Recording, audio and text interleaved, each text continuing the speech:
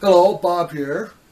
Today I'm going to tell you about my experience with my Baha bone-attached hearing aid. My experience began in the second half of 2017 when I went to the doctor to be evaluated for laser eye surgery.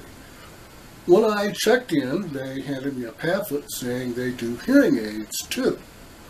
Well, my eye surgery went fine, and since I was at maximum out-of-pocket for my insurance, I found out that I could get the insurance to pay for my hearing aid.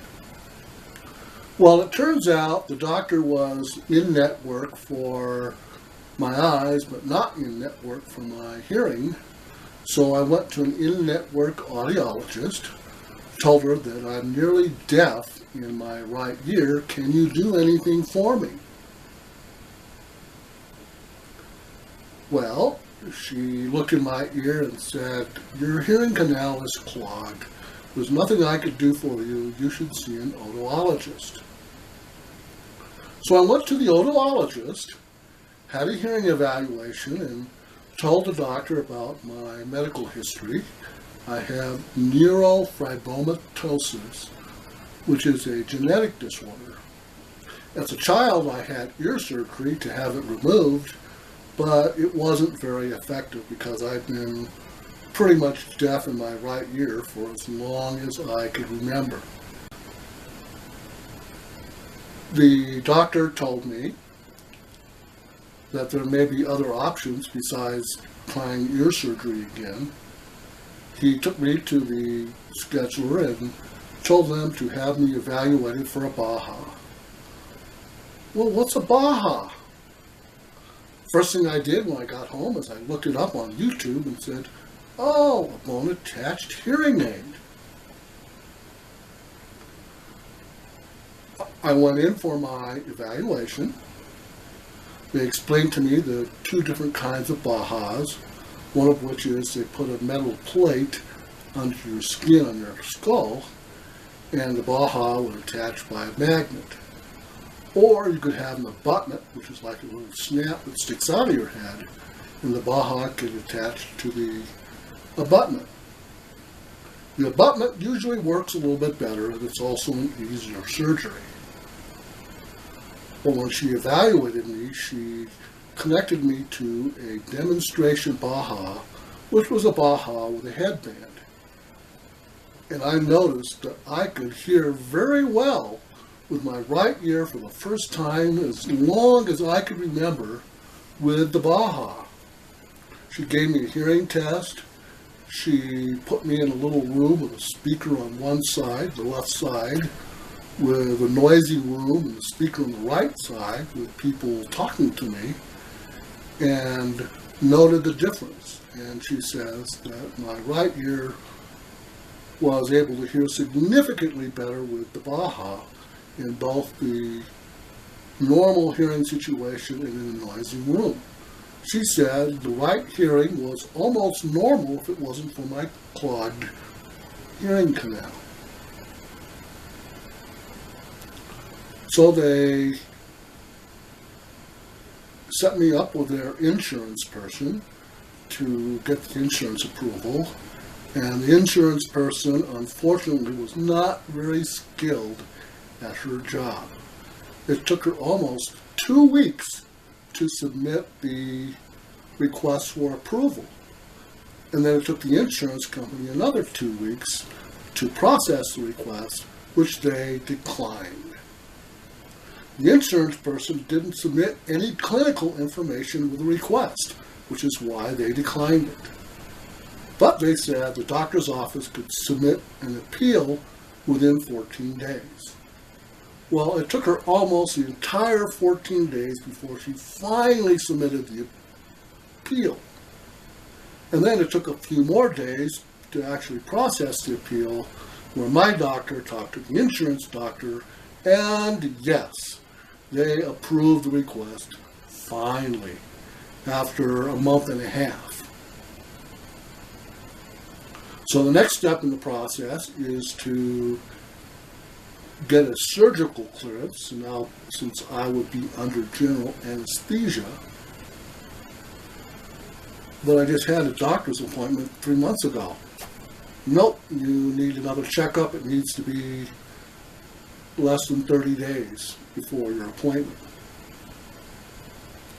So I went to the doctor, had another appointment. He checked me out, tested my blood, cleared me for surgery. The scheduler says, oh, we have a cancellation. We could get you in about 3 weeks. Okay, well, what time will it be? Well, we won't know the time until the day before. Well, how much time do I need to take off for work? Well, it depends. It's different for different people. Well, since they wouldn't tell me, I scheduled 4 days off of work. Surgery was on Tuesday. I'd take off through Friday, then take off the weekend and be back on Monday.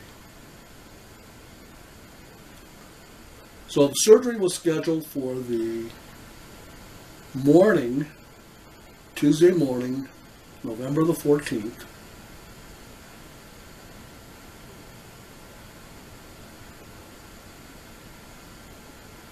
And I got in early in the morning. I had my surgery. As I was waking up, they rushed me out the door. I asked again, well, how much time should I take off? And they told me, well, you need to at least take off tomorrow so the drugs can get out of your system. After that, it depends on you. Well, I really wasn't in pain. They gave me pain meds anyway. And I stopped for breakfast on the way home. It was time early enough for a late breakfast. Still no pain. The next day on Wednesday, I was still feeling okay. I really had very little pain, if any. I even called my office and told them, hey, I don't need to take off Thursday and Friday.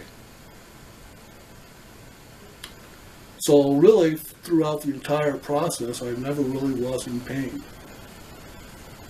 The following weeks, I had a few follow-up appointments. They checked out, said it's healing fine, that I should swab around the abutment with a Q-tip and a diluted hydrogen peroxide. But permanently, from here on out, I will need to brush around the abutment with a baby toothbrush every couple of days. Well, the doctor will not actually allow me to have my Baha until 3 months after my surgery. They want me to allow 3 months for my abutment surgery to heal before I actually get the Baha. The person that orders the Baha asks me, what accessory do I want? There are 4 available accessories and I could choose one. The insurance company will pay for one. One is a mini microphone, which is a remote microphone, and it's also directional, so if you're in a noisy room, you could put it on a table and point it to the person that's talking to you. You could get a phone clip that allows you to use your abutment with your Android or iPhone. You could get a remote control, or you could actually get a TV attachment. Well, I chose the microphone because it was the most expensive. But I also decided that I would purchase out of pocket the phone clip. That's this.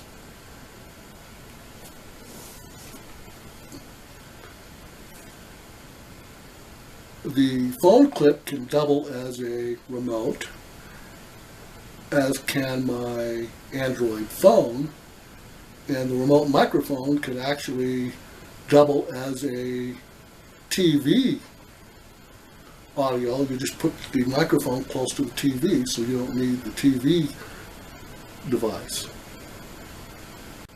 So I went in to my Baha programming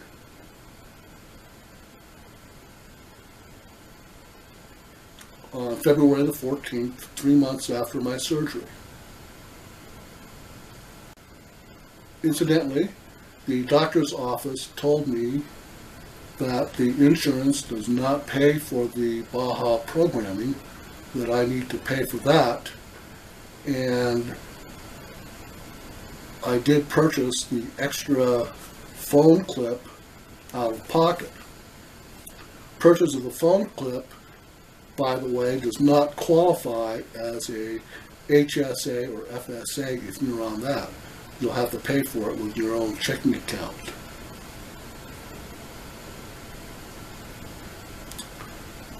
So how does it work? Well, when I got my Baha and finished my appointment, it was Valentine's Day, so I went out with my wife. We went out to dinner, and one of the things that I could notice right away with my new Baha is that I was able to hear conversations that were going on in the background. As a matter of fact, to my right, a man at the bar was talking to the female bartender, and I could hear what they were saying. I would have never been able to do that before.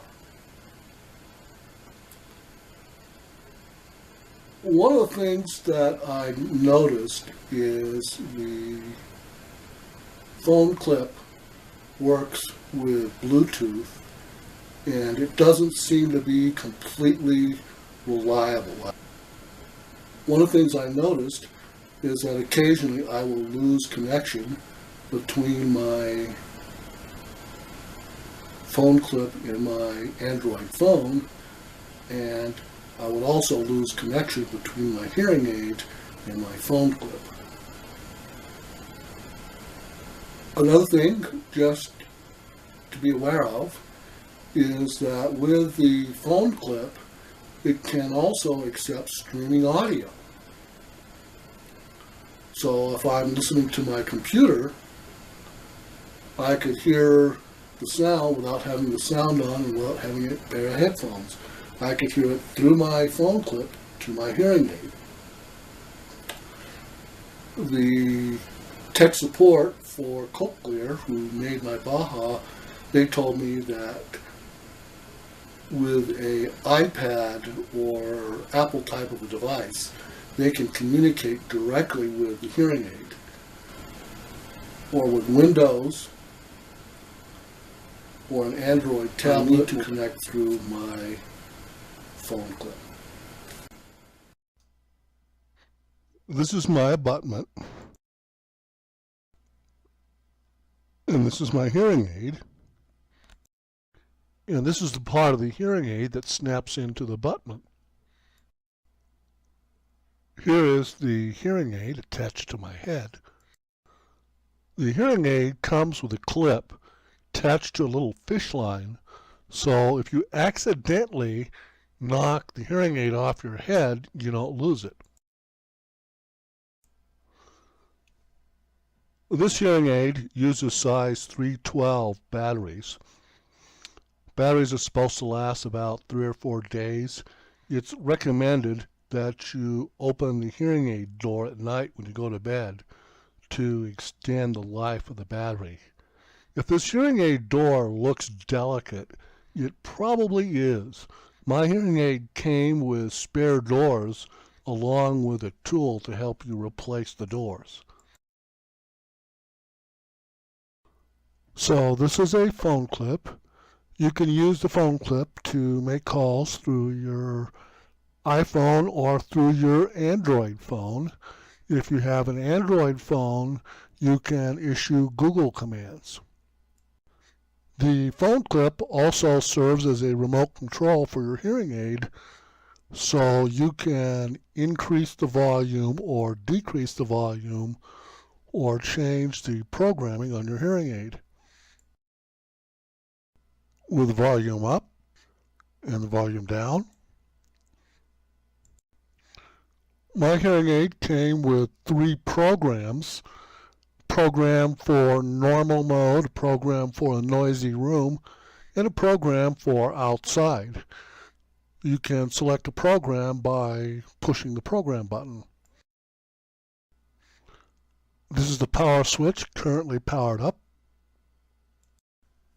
And this is the button you push to answer your mobile phone or to make phone calls, or if you have an Android, you can long press it and say, "Hey Google," and issue Google commands. This is the Android app that controls your hearing aid volume. The application also allows you to control streaming audio for Android and Windows. And this is the mini mic. You can put it on a table in a room full of people and hear the people at the table. You can put it in front of the television, turn your television down, or you could put it in another room and listen in on what's going on in that room, even though you may be up to 80 feet away. To summarize, a Baha is a bone-attached hearing aid. The type of Baha that I got, a surgeon drilled a metal abutment into my skull near my right ear. The Baha hearing aid snaps into the abutment. Surgery is outpatient. I was in early Tuesday morning and out well before lunch, even out early enough for a late breakfast. My surgery was almost entirely pain-free, and I was at work by Thursday feeling 100% recovered. The surgery does actually take 3 months to heal before the surgeon would allow me to actually get my Baha hearing aid. When I got the Baha hearing aid, I noticed a significant improvement in my right ear. I've been able to hear things that I haven't been able to hear before. The Baha is really more intended to work with Apple, iPhone, iPad than it is Android and Windows, but it does work with Android and Windows, although maybe not quite as reliable as it would be with an iPhone or iPad. I hope this information was helpful for you. If you get your own Baha, my wishes for best of luck and success for you.